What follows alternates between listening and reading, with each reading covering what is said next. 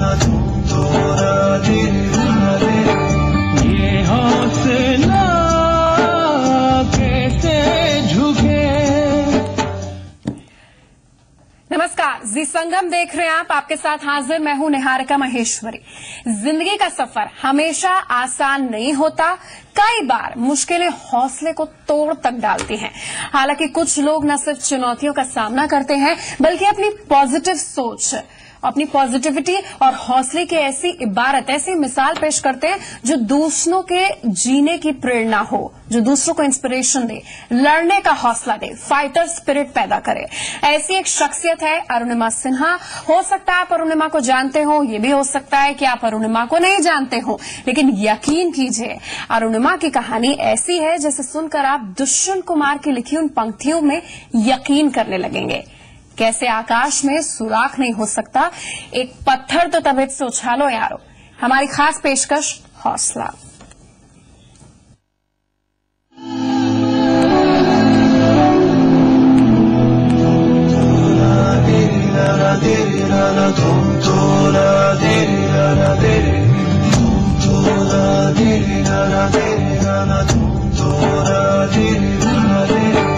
ये हौसला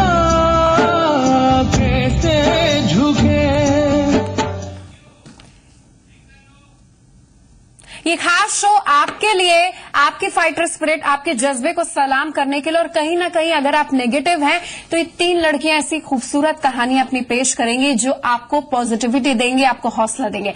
अरुणिमा की हम बात करें, वही एथलीट है जिसके एक्सीडेंट की खबरें 3 साल पहले लगभग सुर्खियां हर नेशनल चैनल में थी। अरुणिमा अंबेडकर नगर की रहने वाली है, नेशनल लेवल की वॉलीबॉल प्लेयर थी। अरुणिमा सीआईएसएफ ज्वाइन करना चाहती थी, लेकिन 2011 में हुए एक दर्दनाक हादसे में ये अपना एक पैर गंवा चुकी हैं। इस नेशनल लेवल के खिलाड़ी ने अपना हौसला लेकिन गंवाया नहीं है। ऐसे हादसों के बाद जहां लोग अपनी जिंदगी से मायूस होने लगते हैं, अरुणिमा ने ऐसी मिसाल पेश करने की कोशिश की है। इन्होंने जो ठाना वो करा। देश की ऐसी पहली महिला बनी है जिसने एक पैर नहीं होने के बावजूद एवरेस्ट की चढ़ाई की। अरुणिमा की सफलता की कहानी यही नहीं रुकी बल्कि वो जारी है। माउंट एवरेस्ट विजेता अरुणिमा सिन्हा ने एक और पर्वत चोटी को फतेह किया है। बहादुरी और जिंदा दिली की मिसाल अरुणिमा ने 7 पर्वतों की श्रृंखला में तीसरी चोटी एल्ब्रूस पर तिरंगा लहरा कर दिखाया है। ये खास बात यह है कि इस चोटी पर चढ़ाई कर टीम को अरुणिमा, जो टीम थी ना, उसको अरुणिमा ही लीड कर रही थी।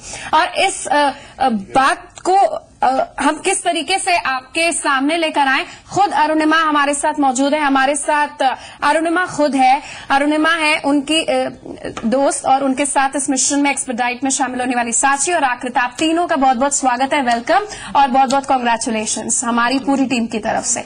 सबसे पहले हम और कॉलर भी इन्वाइटेड है शो में। हमारे दर्शक हमें फोन कर सकते हैं 0120-2511-0623 और 1800-1801-1525 जो कि हमारा टोल फ्री नंबर है। आप इनसे कनेक्ट करिए, इनसे बात करिए और ये जानने की कोशिश करिए कि दरअसल जिस नेगेटिविटी के कारण आप घर में बंद हैं, अगर आप में वाकई टैलेंट है, अगर वो जज्बा है, तो आप कैसे आगे आएंगे। अरुणिमा, 2011 से 14 क्या आसान रहा है? एक्चुअली आसान की बात तो कहें, क्योंकि जिंदगी एक एक पल जीना आसान नहीं होता है। और लेकिन अगर हिम्मत और हौसले के साथ में अगर जिंदगी जिया तो पल हमेशा आसान होते हैं। साची, मैं आपसे जानना चाहूंगी, इस पूरे ग्लोबल इको एक्सपेडाइट में आपने भी पार्टिसिपेट करा, तो कितनी मेहनत लगती है? हम उस कंजर्वेटिव सोसाइटी, उस मात्र पेट्रियार्कल सोसाइटी से बिलोंग करते हैं जहां पर इतनी परमिशन नहीं मिलती, लेकिन उसके बावजूद भी पेरेंट्स को कन्विंस करना, एक मेहनत, बाकी सबका डट कर सामना करना और इस तरीके से एल्ब्रूस पर फतेह करना, ये कितना चुनौतीपूर्ण होता है? जी, मुझे लगता है कि आपको अपने पैशन को फॉलो करना चाहिए, चाहे कितनी भी मुसीबतें आए, कितनी भी कठिनाइयां आए, ये सब तो पार्ट होता है हमारे लाइफ का। तो हमारे पैशन के प्रति हमें वो जज्बा रखना चाहिए कि यस, मुझे ये करना है तो करना ही है। अच्छा, मैं आखिर आपसे जानना चाहूंगी कि एग्रेशन की उन्होंने बात करी, उन्होंने पैशन की बात करी, लेकिन आखिरकार में सोसाइटी में ये बोला जाता है ना कि भाई लड़की हो, दिन के अंत में रोटी ही बेलनी है, लेकिन उसके बावजूद भी इस पैशन को आगे कैरी फॉरवर्ड करना, जो घर में बेटियां बैठी हुई हैं जिनमें टैलेंट है या जो हाउसवाइफ है या जिनके साथ किसी भी तरीके की ऐसी ट्रेजेडी हुई है, कैसे निपटना चाहिए? यस मैम, मैं आपको बता दूं मैम, मैं खुद एक गांव से बिलोंग करती हूँ। तो हमारे गांव में क्या है कि लड़कियों को अंदर मतलब बिठा के रखते हैं, खाना वाना मतलब बनाना वगैरह उनको पड़ता है। तो मैम मैं अपने गांव से मुझे भी मतलब मेरे पेरेंट्स मुझे टोटली मतलब सपोर्ट करते हैं, लेकिन मैं अपने गांव को ये बताना चाहती हूँ कि लड़कियों को बाहर निकलना चाहिए, उनको दिखाना चाहिए। मतलब उनकी किचन में ठीक है उनकी जगह, लेकिन अगर उनमें वो चीज करने का पैशन है तो उनको जरूर अपने पैशन को आगे जरूर लाना चाहिए। अच्छा, आधे सपने तो तभी टूट जाते हैं जब समाज में ये सोच आ जाती है कि लोग क्या कहेंगे, ऐसा नहीं लगता? यस मैम, लेकिन मैम हमें तो अपने सपनों को देखना है, लोग कुछ भी कहे। अगर लड़की में हिम्मत है तो वो अपने सपनों को देखेगी। हाँ। लोग तो कुछ भी कहेंगे। अरुणिमा, जिस तरीके से माउंट एलब्रूस पर आपने फतेह हासिल करी, पूरा ये एक्सपेडाइट आप लोग चले, तो कितने चैलेंजेस थे, किस तरीके से, क्योंकि एक पैर आपने गंवा दिया था, उस दर्दनाक हादसे पर भी चर्चा करेंगे, पुलिस सिस्टम, अपने फेलियर्स को भी उजागर करेंगे ताकि कैसे एक अलर्टनेस के तौर पर फीमेल चले, लेकिन एलब्रूस तक का सफर कैसा था? एक्चुअली सबसे बड़ा चैलेंज तो हमारे लिए यही रहा कि लोगों को विश्वास दिलाना बहुत मुश्किल हो पाता है कि एक ये सोचते हैं कि अगर हमारे, जैसे मेरा पैर कट चुका था, लोगों को भरोसा ही कभी नहीं होता था कि ये कभी कर पाएगी। सबसे बड़ा चैलेंज तो मेरे लिए खुद को समझा लिया था कि मेरे पास पैर नहीं है, मेरे पास पैर नहीं है, फिर भी मैं कर सकती हूँ। और लेकिन लोगों को भरोसा दिला पाना मेरे लिए सबसे बड़ा चैलेंज था। लेकिन मैंने कभी किसी की बातों को बिना परवाह किए जो मैंने गोल अपना डिसाइड किया था, हमेशा एक पूरी ईमानदारी के साथ अपने गोल की तरफ बढ़े कि 2013 में एवरेस्ट, 2014 मई में किलिमंजारो और अभी 14 जुलाई को एल्ब्रेस की चोटी। यहाँ से अभी 18 तारीख को माननीय गृह मंत्री जी ने फ्लैग ऑफ किया और फिर हम 19 तारीख को MRD वहां पे पहुंचे, मास्को पहुंचे और फिर वहां पे हमने अपना पीक क्लाइंबिंग का शुरू किया। एक एक पल, वैसे तो एवरेस्ट से वो एल्ब्रूस छोटा है, लेकिन अगर विंड की बात करें और आइस की बात करें तो बहुत जबरदस्त था। अगर देख सकते हैं आप हमारे फेस पे भी कि पूरा टैन हो चुका था, अभी तो थोड़ा कम भी हुआ, पूरा ये पूरा जल चुका था हम लोगों का। और करीब साल में 40 से 45 लोगों की वहां पे डेथ भी होती है। और एवरेस्ट में जैसे 11 बजे से करीब 12 बजे तक सुबह के वेदर खराब होने के चांसेस होते हैं।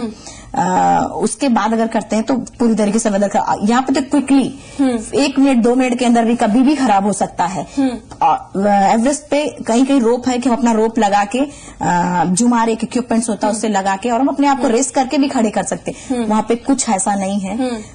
आपका जो बर्फ की कुल्हाड़ी बोला जाता है, आइस एक्स, उसके सहारे ही सिर्फ आपको चढ़ना। एक गलती की नीचे अगर हम फील्ड पे खेलते हैं तो सॉरी बोल देते हैं अगर गलती हो जाती है, या फिर हार जाते हैं जीत जाते हैं, उसमें अगर एक गलती की लाइफ खत्म। यानी कि मेंटली और फिजिकली आपने अपने आप को पूरी तरीके से तैयार किया, तो शायद यही वजह है कि भारत आगे है। मैं अरुणिमा, कुछ पास्ट पर अगर फोकस करें तो बीते लंबे समय से ऐसे केसेस आ रहे हैं, सिर्फ उत्तर प्रदेश में ही नहीं बल्कि देश में, जब महिलाओं के साथ अमानवीय व्यवहार होता है, उसके उनके साथ इस तरीके की घटनाएं आती हैं, निर्मम वारदातें होती हैं, जिसमें पुलिस की थ्योरी पर सवाल उठते, कार्यशैली पर। आप भी उस दौर से गुजरी हैं, आपको लगता है सिस्टम कहीं ना कहीं कुछ बदला है इतने दावों के बावजूद भी, और सिस्टम सुधारना है?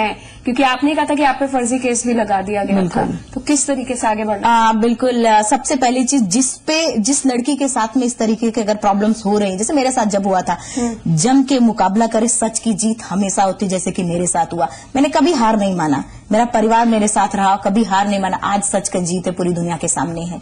हाँ, सिस्टम को बदलने की बहुत ज्यादा जरूरत है, क्योंकि अगर अपने देश को आगे लेके जाना, लड़कियों को सुरक्षित रखना है, तो सिस्टम को बदलना बहुत जरूरी है। नहीं तो अस्पताल में उस समय दबाव भी तो था कि बयान बदल दो, उस समय हालत भी ऐसी होती है, और फिर पेरेंट्स होते हैं जो रो रहे होते हैं कि बहुत से ऐसे इमोशनल इश्यूज होते हैं, और उसके बाद इतना कठोर शैली रहती है, और फिर उसके बाद सियासी दबाव भी रहता है। बिल्कुल, वो तो एक्चुअली उनको अपने आप को सेव करना है। हम क्या हैं, किसी के दबाव करने से कभी भी कुछ नहीं, सच कभी छिप नहीं सकता है। और किसी के दबाव करने से क्या हम अपने आप को उनके कहने से अपना बयान बदल दें, या फिर झूठ के उस पर चलने लगे? तो जो सच है आप उस पर लगे रहिए, जीत आपकी हमेशा होगी।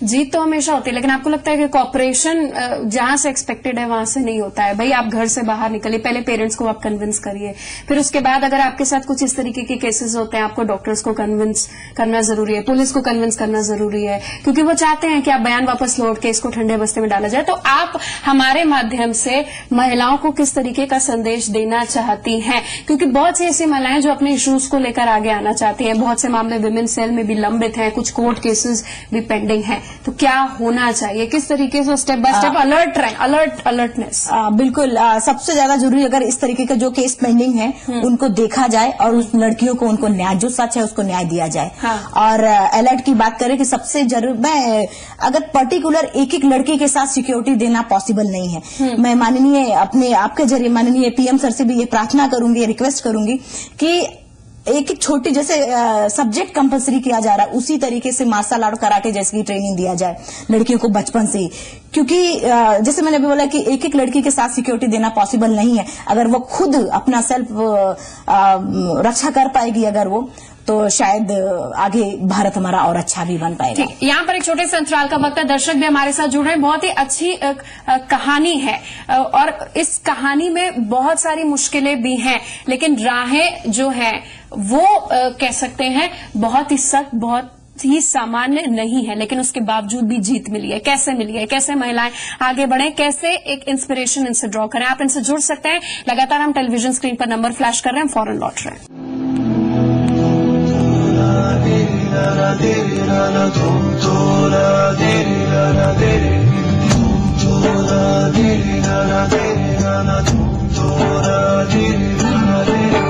ये हौसला कैसे झुके। हौसला की अगर हम बात करें तो महिलाएं जो हर तरीके के बैकग्राउंड से, हर क्षेत्र से आगे निकल रही हैं अपनी काबिलियत को दिखाने के लिए, तमाम तरीके के हर्डल्स हैं, हिंड्रेंसेस हैं, लेकिन उसको पार करके भी दिखाना है कि हम नंबर 1 है, भारत का नाम, देश का नाम, परिवार का, और अपने मन को एक मजबूती देनी है और दूसरों को इंस्पिरेशन देना है। अरुणिमा, आकृति एंड साची हमारे साथ मौजूद हैं जो अपनी कहानी हमें बता रही हैं और एक इंस्पिरेशन किस तरीके से पब्लिक उनसे ड्रॉ कर सकते हैं। कॉलर्स भी हमारे साथ जुड़ रहे हैं। हमारे साथ मेरठ से कॉलर हैं नारायण जी, आप बात कर सकते हैं अरुणिमा से। जी करवाइए। Hello hello. हाँ नमस्कार मैम। जी नमस्ते। हाँ, मैं पहले तो आपको मुबारकबाद देना चाहता हूँ कि आप इस मंजिल तक पहुंची। बहुत बहुत धन्यवाद। हाँ, आपने मतलब वो लड़कियों को आपसे मतलब प्रेरणा लेनी चाहिए कि मतलब आप मतलब इतना हौसले से मतलब आपने इतनी मेहनत की। आपने बताया जैसे आपके साथ हादसा हुआ था, आपकी टांग चली गई थी, उसके बावजूद भी आपने हार नहीं मानी। बिल्कुल। तो मैं आपसे मतलब आपको वो थी आप मतलब और को सीख दे सकती हैं, मतलब और जो नॉर्मल लड़कियां आप उनकी भी जैसी हैं।